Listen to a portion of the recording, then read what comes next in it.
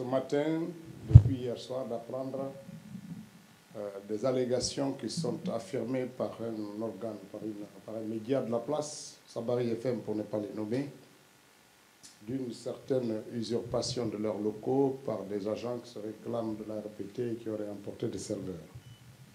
Jusqu'à preuve du contraire, il n'y a aucune once de vérité dans ça. Nous attendons aussi que le média nous apporte les éléments factuels dont il dispose pour corroborer ces informations qu'il diffuse depuis hier et qui ont fait l'objet de communication de l'association de la presse.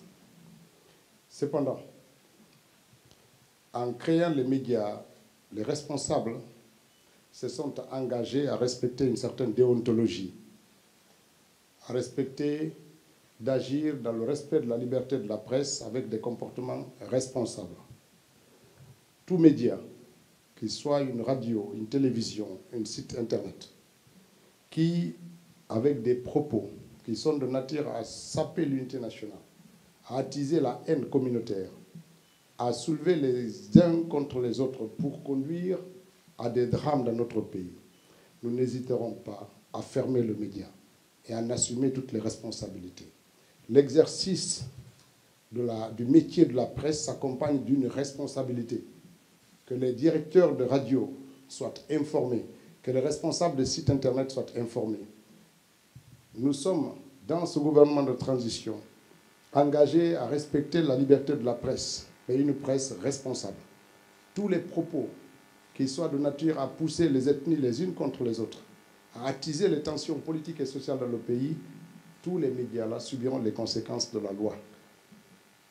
Passé cette information, le Conseil des ministres qui s'est déroulé aujourd'hui sous la présidence du chef de l'État a connu un seul point à l'ordre du jour. Le président de la transition, comme à son habitude, a introduit le Conseil des ministres sur une communication, un message qui portait sur 2 points. Le premier, c'était la relance des unités industrielles. Il a informé de l'imminence d'une relance de 2 unités industrielles dans notre pays. Vous vous rappellerez que le 15 septembre 2022, le président de la transition avait instruit au Premier ministre et au gouvernement de faire une évaluation exhaustive des unités industrielles fermées dans le pays et de mettre en place des mécanismes de relance de certaines de ces unités. Donc 2 d'entre elles vont être relancées incessamment et un communiqué suivra sur l'ouverture de ces unités industrielles. Le deuxième concernait la procédure de passation de marchés publics. Ayant constaté les difficultés de passation des marchés publics, et puis pour réduire les risques de corruption qui entourent cela, le président de la transition a instruit de dématérialiser le processus par un mécanisme de digitalisation impersonnel, comme ça se fait dans les autres pays, pour réduire l'interaction humaine et rendre le processus transparent, rigoureux, objectif et impersonnel. Donc, il a instruit au ministre du Budget, au ministre de l'Économie et des Finances, à la CGP, au ministère des Postes et des Télécommunications, de présenter une solution qui va dans le sens de cette dématérialisation des processus de passation des marchés publics, qui va être encore un outil pour rendre plus transparent et plus équitable les mécanismes d'attribution des marchés publics dans notre pays.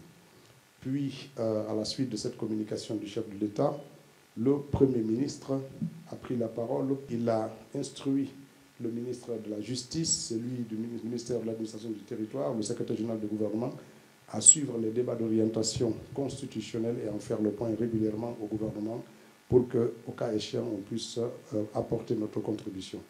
Et puis, il a fait un point sur le rapatriement des avoirs de l'État à la Banque centrale et à la Banque d'investissement de notre pays.